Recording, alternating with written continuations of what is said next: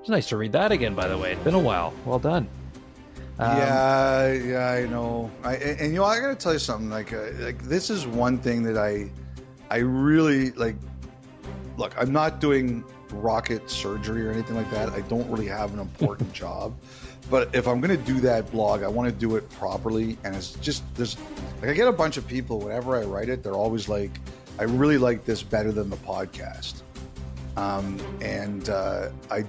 understand. It's just, I want to do it right. And it's tough to find the time. I have to do better at finding the time.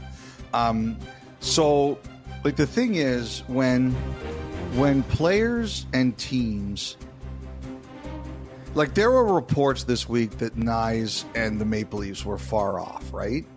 Mm-hmm. And sometimes I think that's two sides putting a stake in the ground, and you just have to weave your way to the middle, right?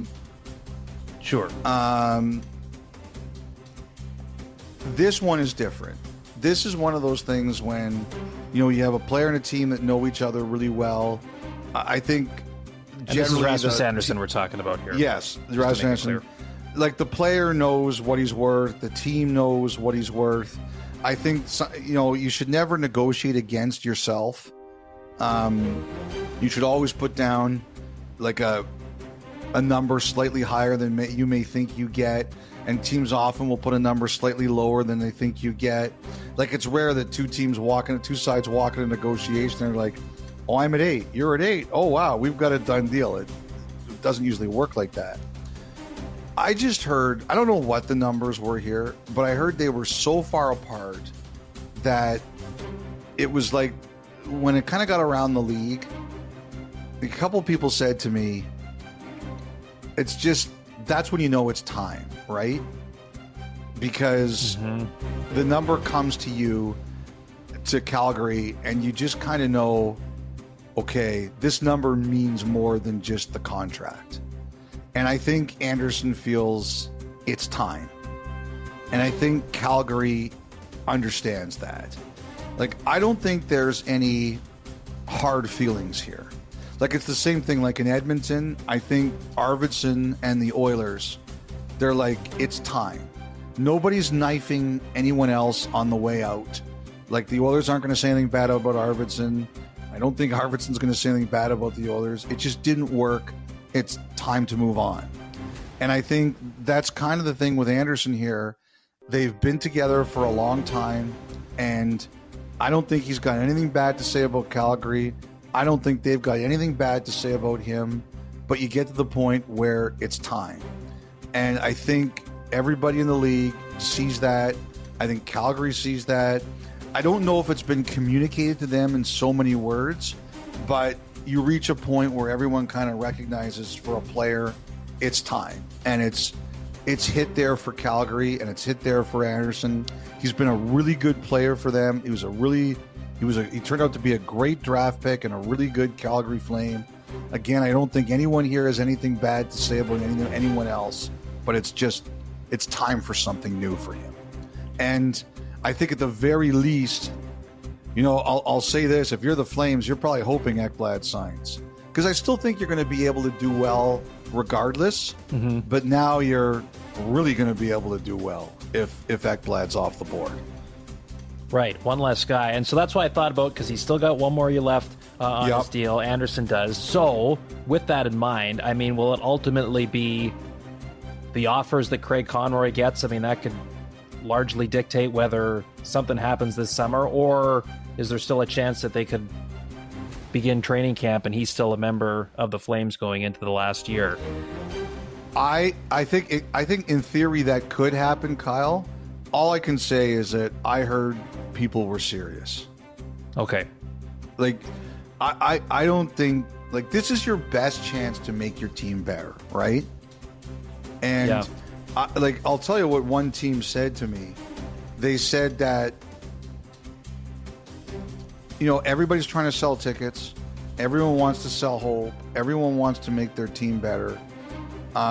You don't want to be, if you really believe that Andersson can help you, you don't want to be the person who didn't get him because you were fooling around, right?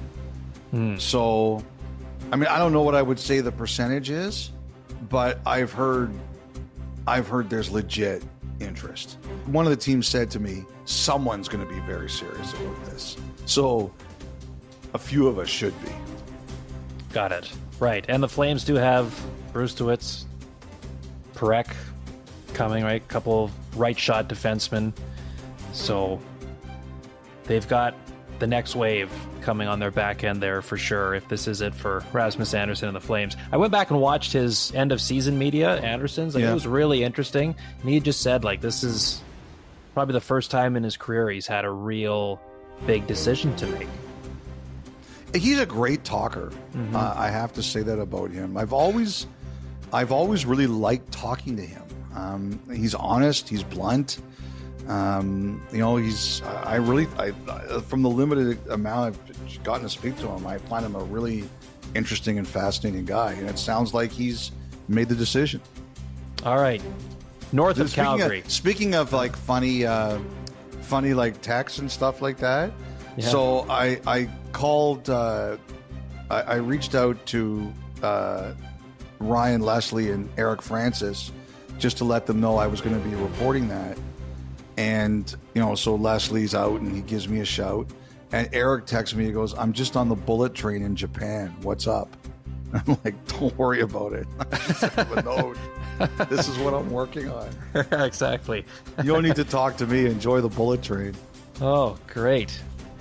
Well, it's good he's enjoying some downtime. Yeah, Eric, he's a good guy. Yeah, Eric. That's funny. All right, so north of Calgary then in Edmonton, you mentioned Arvidsson. What else do you think's kind of the Oilers are deciding, at least in the short term, about some guys?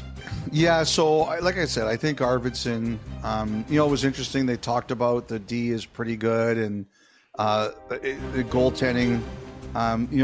I think they're starting to meet this week to go over some of their plans. But I do think, like I said, I think they're going to work on a solution for Arvidsson. Like, he has control, but I think he's going to work with them. I think the other one there that's going to be interesting is what's Bouchard's. Like, we've all talked about McDavid. We don't need to talk about it anymore. We'll see what that is. I think what Bouchard's deal is going to look like is a really interesting one because his ARB case is so massive, right? Yeah. So, like someone was saying to me, like, even if you want to sign him to a 2 or 3 year deal, if you want to do that, the number is still probably $10 million. Right. So, so I think it's going to be really fascinating to see what they do there. I think obviously the biggest question is in goal. Like, the best goalie available on the free agent market is Jake Allen. I don't know that, that's what they're going to do, but at the very least, it's clear they're going to be looking into the trade market there. I think that's one of the things that they kind of, I wouldn't be surprised if that's one of the things they kind of go over with some of their, like, they've admitted they talked to some of their top players about it, right? Like, what do you guys think? And I wouldn't be surprised if they go to some of those guys and say, look, if we could, like, we're not getting Connor Hellebuck, right? Yeah. So I wouldn't be surprised if they go over some of their players, some of their options, and say, here's what we could do, and what do you like? Because I can remember Ken Holland at the time when Bouchard was due the current contract, the 2-year deal that's about to expire, just because of their cap situation. Then it was like it had to be a bridge. It's gonna have to be a bridge to keep the AAV down. And I guess, yeah, even if you go short term with them now to try to figure some things out in the meantime, that's still going to be a big number. Yeah, can't really keep the AAV down anymore. Because he's got his arbitration is like right near there, right? So, like, it's whether you're going long or short term, it's a massive number. I also do think there's a decent chance Kapanen stays.